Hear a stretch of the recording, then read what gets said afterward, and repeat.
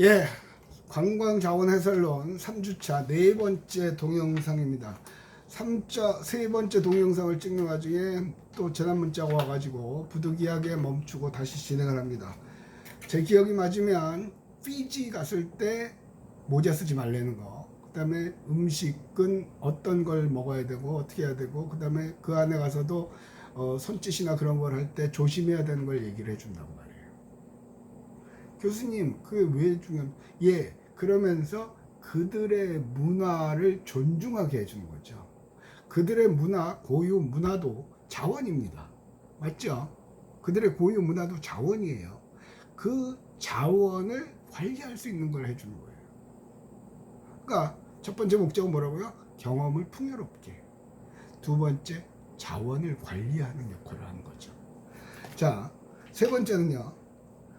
관광자원 관리 당국자와 그들이 진행하고 있는 프로그램에 대한 대중의 이해를 촉진시킨다. 이건 어떤 예를 드냐면요. 아마 관광자원론 시간에 여러분한테 국립공원관리공단 홈페이지에 들어가 보고 뭐 국립공원관리공단의 뭐 취업 그런 것들 알아보라고 얘기했던 것 같은데요. 지난 학기에 했던 것 같아요. 근데 또 코로나라 빼먹었을 수도 있고요. 자, 쉬운 예가 대한민국 국립공원은 국립공원을 관리하는 국립공원관리공단이 있습니다. 공기업입니다. 보통 임학과, 조경학과, 산림자원학과 그런 데 출신이 가는데 관광과도 요새는 뽑아요. 그것도 괜찮은 직업이에요. 저는 조경학과를 나왔는데 저희 동기 중에 하나도 국립공원관리공단에 들어간 친구가 있죠. 지금은 연락이 안 되는데. 그래서 한참 만인가 만났어요. 미국 유학 갔다 와서. 넌 어떠냐? 다 좋은데 가끔은 한 달씩 산꼭대기 가서 있어야 된다고 그러더라고요. 아, 그런 아픔이 좀 있겠구나. 그런 얘기를 해요. 왜 이 얘기를 들었냐면 자연은 자연스럽게 사람이 많이 다니면 훼손이 되죠. 훼손이 돼요. 그런데 그걸 복원시키는 방법이 있어요. 핸드폰에 잃어버린 데이터를 복원하는 게 아니고 인간의 손길, 발길에 의해서 훼손된 자연을 복원시키는 방법이에요. 뭔데요? 못 들어가게 하는 거예요. 이번에도 아마 지난 여름쯤에 여름이 아니죠. 코로나 되고 나서 3달인가 4달쯤 있다가 세계 각국의 관광지의 사진들이 올라온 적이 있어요. 근데 그 쓰레기 같은 훼손된 자원들이 자연스럽게 복원이 됐죠. 사람들이 안 가니까. 또 인도의 타지마할 같은 경우는 산이 뿌였거든요. 그 뒤에 하늘이. 그런데 복원이 됐어요. 왜? 중국이고 뭐고 공장들이 올 스탑 멈춰버렸죠. 공해 물질이 안 나오는 거예요. 매연이 안 나오는 거예요. 자연은 기가 막히게 복원 능력이 있어요. 그래서 국립공원관리공단에서도 복원하는 방법은 그 등산로라든가 사람들이 다니는 탐방로를 막아 놓습니다. 혹시 기회가 되시면 지리산 칠산 계곡을 찾아보세요. 그게 6년인가 7년 막아놨다가 그 다음부터 다시 열었어요. 기가 막히게 원래 상태로 100% 원래 상태인지는 뭐 제가 학술 조사를 한 게 아니라 거의 원래 상태로 복원이 됐죠. 그래서 지금은 칠산 계곡은 방문을 하려면 미리 예약을 해야 되고요. 반드시 국립공원관리공단 직원을 동행해서 가야 합니다. 여기서 국립공원관리공단 직원이 자원 해설가의 역할을 합니다.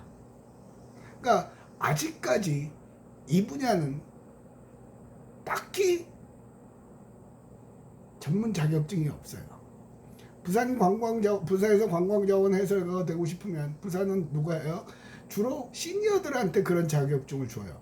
정부에서 주는 자격증이 없어요. 그냥 각 지자체별로 알아서.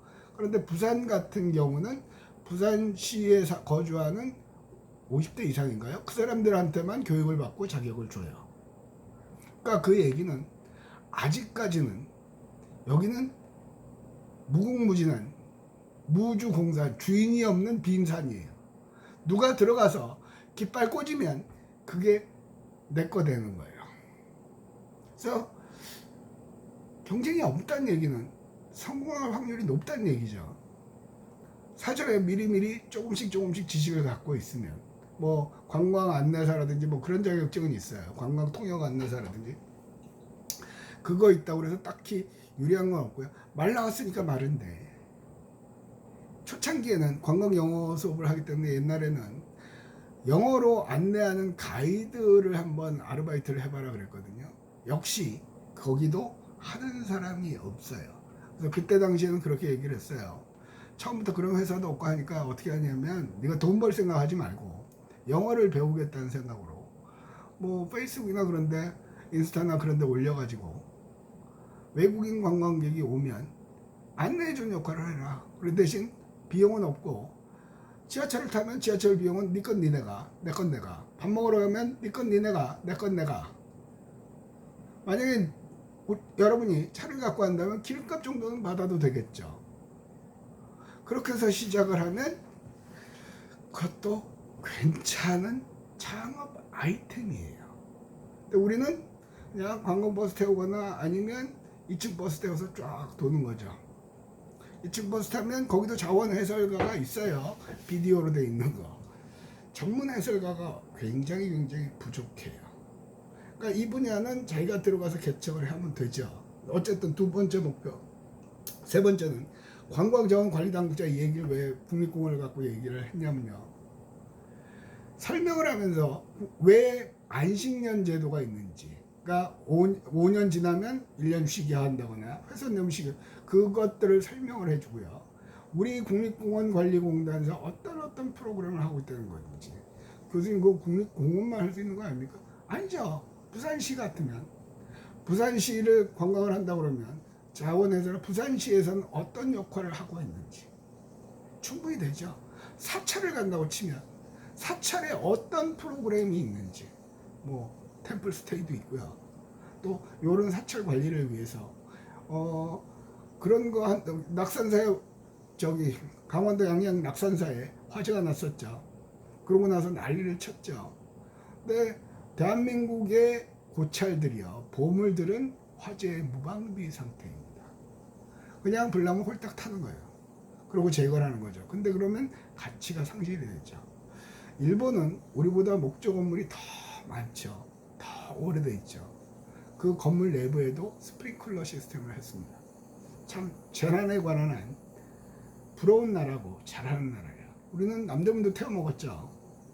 그래서 그 다음부터인가 이제 뭐죠, 스프링클러는 시설했다는 얘기 못 들었고요. 소화전 만들고 그 소화기 비치해놓고 그렇고 하고 중간중간에 훈련하고 그런 거예요. 그리고 우리나라 사찰들이 특히 약한 이유는 대부분이 산속에 있죠.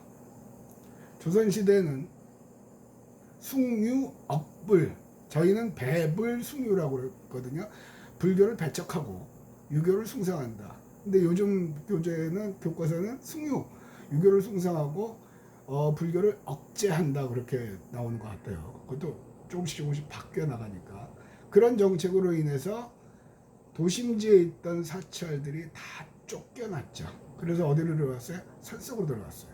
그러니까 옛날에는 도심지에도 사찰이 있었어요. 근데 쫓겨나고 없어진 거예요. 다 산속으로 숨어 들어간 거죠. 그래서 산속에 있다 보니까 만에 하나 산에서 화재가 나면 대책 없이 당해요.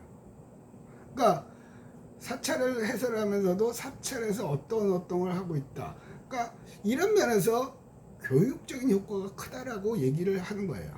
그러니까 어차피 해설도 교육의 한 포함. 그러나 저 개인적으로는 가장 중요한 거는 방문을 풍요롭게 해주는 거죠. 사찰 같은 거 계속 그 교육만 받으면 누가 가겠어요? 놀 거 많고 볼 거 많은데. 그런데 이게 한번 이제 흐름을, 우리나라도 관광도 한번 이 수준이 업그레이드가 되면 이거는 꾸준히 갈 수 있어요. 그래서 혹시라도 관심이 있으신 분들은 한 번쯤 고민해 보는 게 좋을 것 같아요. 자, 이걸로 관광자원 해설론 3주차 네 번째 동영상을 마칩니다.